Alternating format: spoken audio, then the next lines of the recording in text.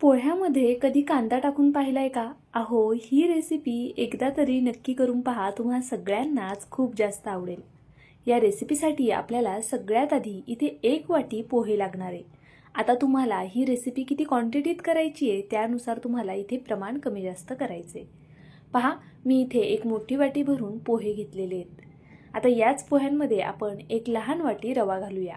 म्हणजे थोडक्यात काय, आपण जेवढे पोहे घेतले आहेत ना त्याच्या अर्धा आपल्याला रवा घ्यायचा आहे.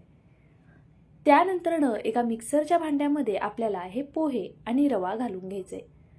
पाण्याचा एक थेंबही न वापरता आपल्याला या पोह्याची आणि रव्याची पावडर करून घ्यायची आहे.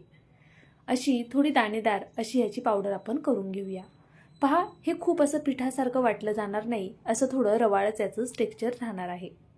आता मी एका भांड्यामध्ये हे पोहे आणि रवा काढून घेते. त्यानंतरनं यामध्ये आपल्याला एक किसलेला बटाटा घालायचा आहे.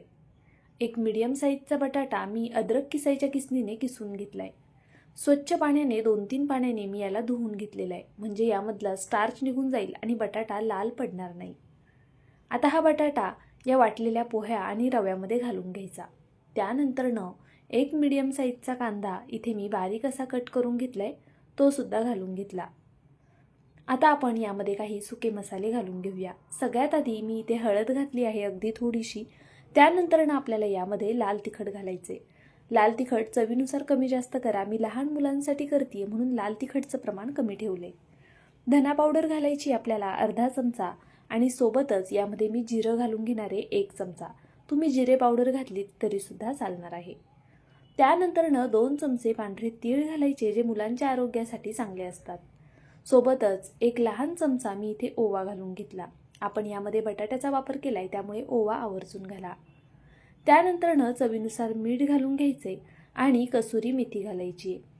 आता इथे मी अशी थोडीशी कसुरी मेथी हातावरती कुस्करून घालून घेणार आहे. तुम्हाला जर कसुरी मेथी घालायची नसेल तर त्याऐवजी तुम्ही कोथिंबीर किंवा मग पालक चिरून घातलीत तरीसुद्धा चालणार आहे. आता गरजेनुसार यामध्ये पाणी घालूया आणि ह्याचं छान असं बॅटर तयार करून घेऊया. पहा, आपल्याला याच्यामध्ये खूप जास्त पाणी घालायचं नाहीये. अगदी लागेल असं थोडं थोडं करूनच आपल्याला यामध्ये पाणी ॲड करायचे आणि आपल्याला याचं घट्टसर बॅटर तयार करायचे.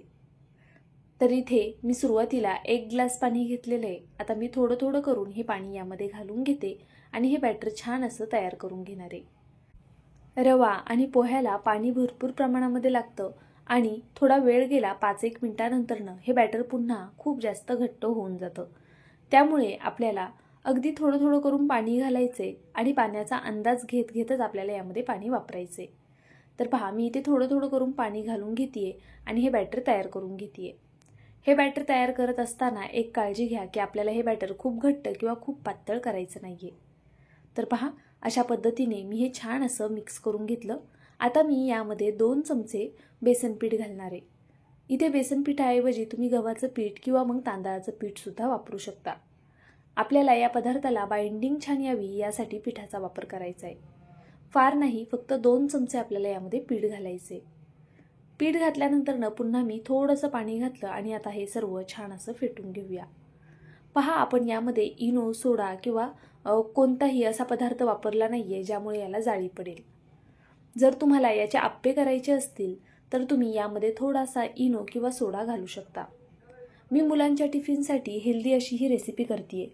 यामध्ये तुम्ही पालक किंवा मग किसलेला गाजर, किसलेलं बीट, काकडी किंवा इतर कोणत्या जर भाज्या तुम्हाला यामध्ये ॲड करायच्या असतील तर त्या नक्कीच ॲड करू शकता, ज्यामुळे हा पदार्थ अजून जास्त हेल्दी होईल आणि मुलांच्या आरोग्यासाठी सुद्धा चांगला राहील. पहा, मी असं घट्टसर हे बॅटर तयार करून घेतलं. 5 मिनिटं बॅटर साईडला ठेवून देणार आहे आणि मग लगेचच गॅसकडे वळूया.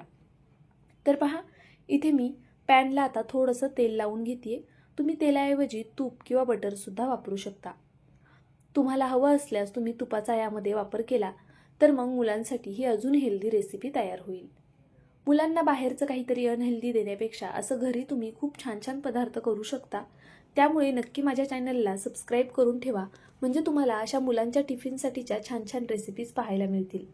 आपल्या चॅनलवरती भरपूर रेसिपीज मी अपलोड करत असते. पाहुणे आल्यावरती काय करायचं, नाश्त्यासाठी वेगवेगळे कोणते पदार्थ तुम्ही करू शकता, टिफिनसाठी झटपट होणाऱ्या भाज्या असतील किंवा सणासुदीला कोणता पदार्थ अगदी पटकनी करू शकता, त्यामुळे नक्कीच तुम्ही आपल्या चॅनलला सबस्क्राईब करून घ्या, सोबतचं बेल आयकन प्रेस करा, जेणेकरून तुम्हाला माझ्या व्हिडिओचं नोटिफिकेशन मिळत राहील.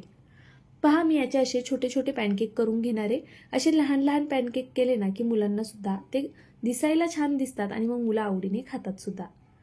यामध्ये आपल्याला थोडं तेल किंवा तूप थोडं जास्तीचं घालायचं, म्हणजे खालच्या साईडनी छान खरपूस असा हा पदार्थ भाजला जाईल. तुम्ही याला धिरडी सुद्धा म्हणू शकता. तर पहा, मी इथे पळीच्या साह्याने असं हे घालून घेते आणि हे खूप जाड करायचं नाही आपल्याला आणि खूप जास्त पातळही ठेवायचं नाहीये. अगदी या पद्धतीने आपण ह्याचे धिरडे तयार करून घेतले. आता हे छोटे छोटे धिरडे आपल्याला गॅस बारीक ठेवून कमीत कमी 3-4 मिनटं एका साईडने होऊन द्यायचे. तर पहा, यावरती आता मी थोडंसं तेल घालून घेणार आहे. झाकण ठेवायचं नाही आपल्याला. झाकण न ठेवताच हे पॅनकेक आपल्याला तयार करून घ्यायचे आहेत. आता मी इथे हा पलटी करून घेते. तर पाहू शकता, अगदी सहज पलटी होतो आणि करायला खूप जास्त सोपी आहे ही रेसिपी. तुम्ही एकदा केलीत ना तर खात्रीने सांगते तुम्ही परत परत ही रेसिपी कराल, इतकी जास्त सोपी आहे आणि चविष्ट सुद्धा आहे.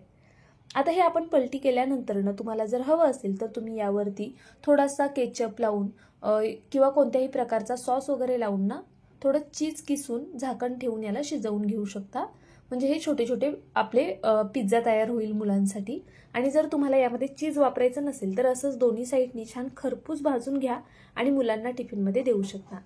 तुम्हाला माझा आजचा हा व्हिडिओ कसा वाटला प्लीज मला कमेंट करून नक्कीच कळवा. ज्यांच्या घरी लहान मुलं आहेत ना त्यांच्याकडे हा व्हिडिओ नक्कीच पोहोचवा, म्हणजे ते सुद्धा त्यांच्या मुलांसाठी असे छान छान पदार्थ करू शकतात.